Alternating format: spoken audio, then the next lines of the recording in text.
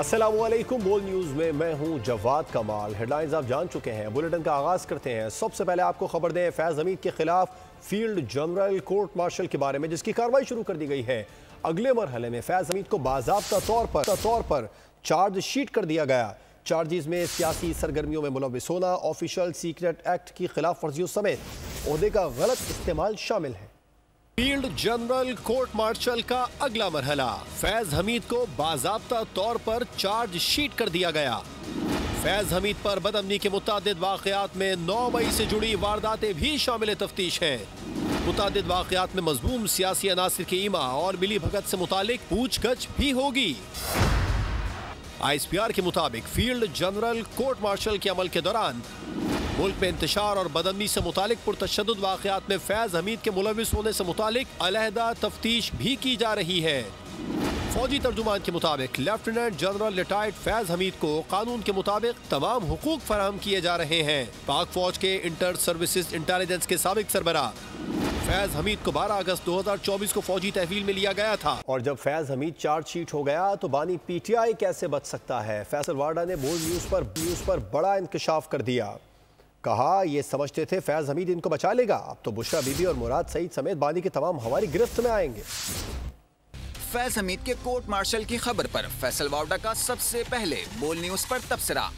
कहा 9 मई सोची समझी साजिश थी। आज ताकतवर का एहतसाब ऐसे हो रहा है जैसे आम आदमी का होता है। फौज हवाई बातें नहीं करती, फौज एविडेंस के बाद सब चीजें पूरी करने के बाद किसी पे इल्जाम लगाती है। लहर के अंदर इमरान खान तो फंस गए इसके अंदर, और ये बात सिर्फ कोर्ट मार्शल तो नहीं रुकेगी, या आगे उसके बाद मजीद सजा पे जाएगी। सीनियर सियासतदान ने कहा कि पाकिस्तान को तबाही की तरफ PTI ले जा रही है। ऐसा नहीं हो सकता कि एक का ट्रायल हो रहा है और हवारियों का नहीं होगा। पीरनी ने भी बेगम साहिबा बुशरा बीबी ने भी फंसना है इसके अंदर, तो और हवारी में भी फर रहा है। मुराद सईद और हमाद अजहर जैसे भगवान क्यों भागे और जो लोग मुल्क से भागे हुए क्यों भागे हुए?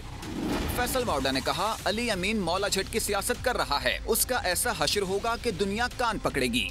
तो गाला गलौज शुरू हुई, जो प्रोटेस्ट शुरू हुआ, जो अभी 24 को चढ़ाई हुई नवंबर में, उससे पहले चढ़ाई हुई, फाइनल कॉल, फरवरी, ये सब लिंक थी, और इसके बाद डबड़ी रहेगी ना चबड़ी रहेगी। फैसल वार्डा ने कहा कि जो फौज के साथ गेम करते हैं, आज की खबर उन सब के लिए पैगाम है। PTI में मौजूद मुखलिस चेहरों को मुल्क के लिए आगे चलना होगा।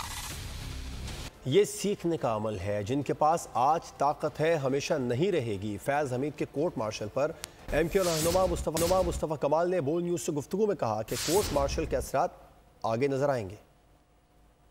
पावर जब होती है इंसान के पास ना, तो उसको बहुत एहतियात करनी चाहिए, और ये बहुत क्लासिक एग्जाम्पल है। फैज़ हमीद साहब जैसी पावर तो शायद ही इस पिछले 30-40 सालों में किसी ने इंजॉय की हो, और इंसान को बहुत होश से काम लेना चाहिए होता है उस वक्त जब उसके पास अल्टीमेट पावर होती है। क्योंकि हमारे यहाँ असल में लोग पावर ड्रंक हो जाते हैं। जब उनके पास पावर होती है तो उनको लगता है कि ये दुनिया और ये माहौल और ये लम्हात कभी खत्म होने ही नहीं है, कभी कभी इसका कोई डाउनफॉल आना ही नहीं है।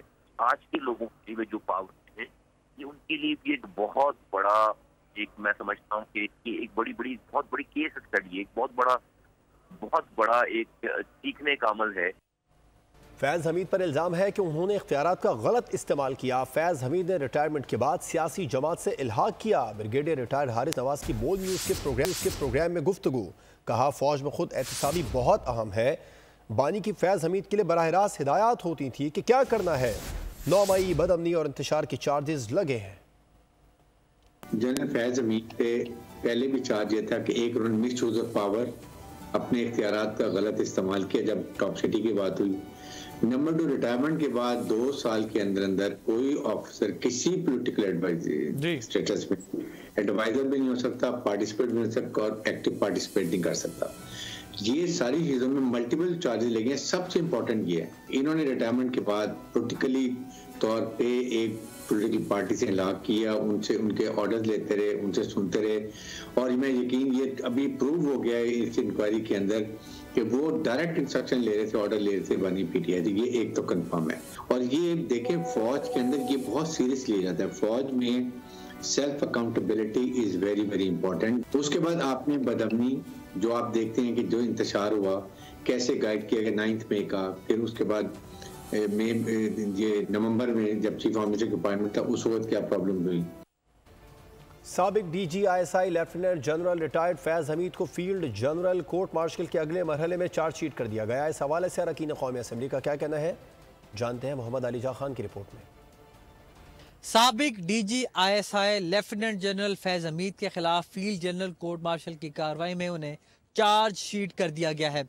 इस हवाले से अरकान कौमी असम्बली का क्या कहना है, आइए जानते हैं उन्हीं की जुबानी। इदारे मौजूद हैं, वो देख रहे हैं कि इंसाफ के तकाजी क्या हो सकते हैं।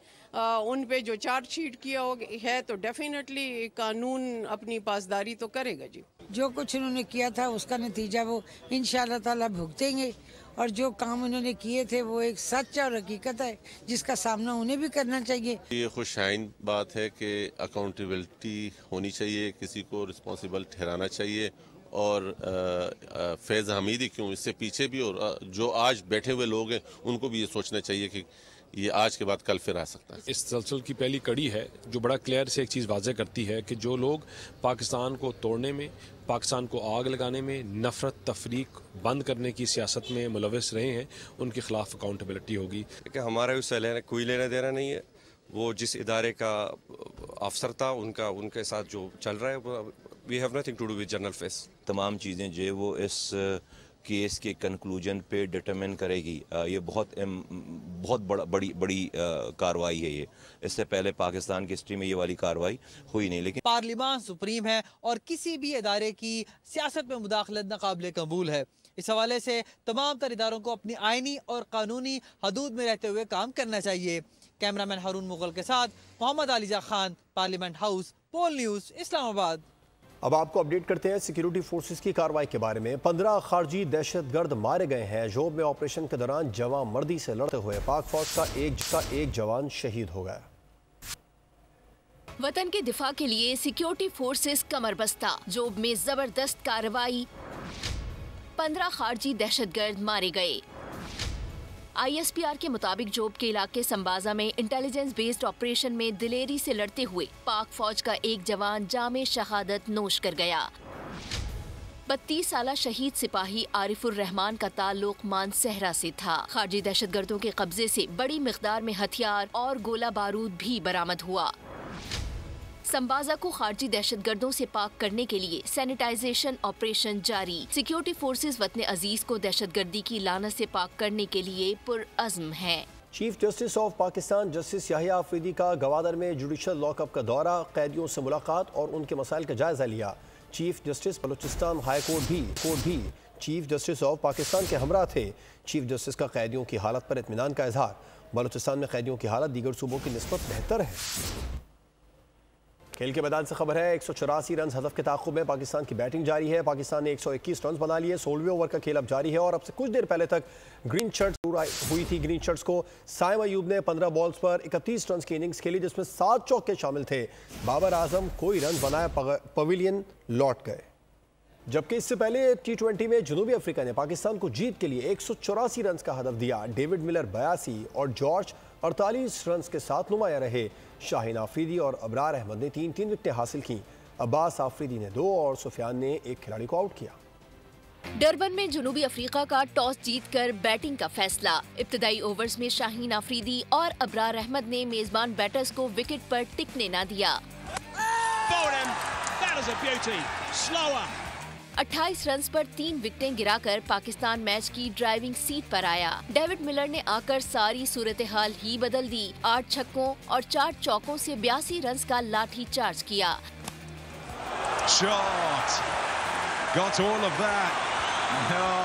इनिंग्स के आखिरी हिस्से में जॉर्ज ने पाकिस्तान के बॉलर्स की जमकर क्लास ली। 4 छक्कों और 3 चौकों से सजे 48 रन बना डाले। शाहीन आफरीदी और अबरार अहमद ने 3 विकेटें हासिल की। अब्बास आफरीदी ने 2 और सुफियान ने 1 खिलाड़ी को आउट किया। शाम की सूरत हाल के बारे में आपको अपडेट करते हैं। अपोजिशन रहनुमा मोहम्मद अल बशीर को बाज़ाब्ता तौर पर 1 मार्च 2025 तक अबूरी शामी हुकूमत का निगरान वज़ीर आज़म मुक़र्रर। कारोबार, मार्केट्स और बैंक खुल गए। इसराइल का गोलन की मज़ीद पहाड़ियों पर कब्जा। एयरपोर्ट्स पर बमबारी की गई। शाम में हालात मामूल पर आना शुरू हो गए। बागी फौज ने दिन का कर्फ्यू हटा दिया। कारोबारी जिंदगी बहाल, मार्केटें खुल गईं।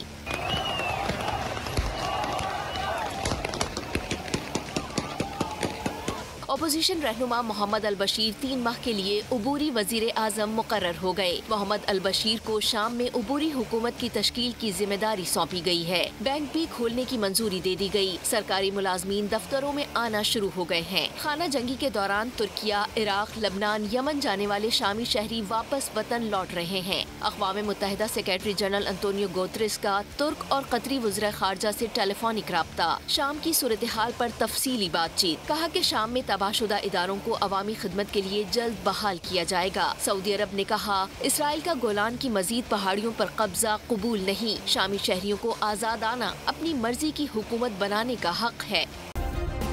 सब्सक्राइब करें और बेल दबाएं ताकि कोई खबर रह न जाए।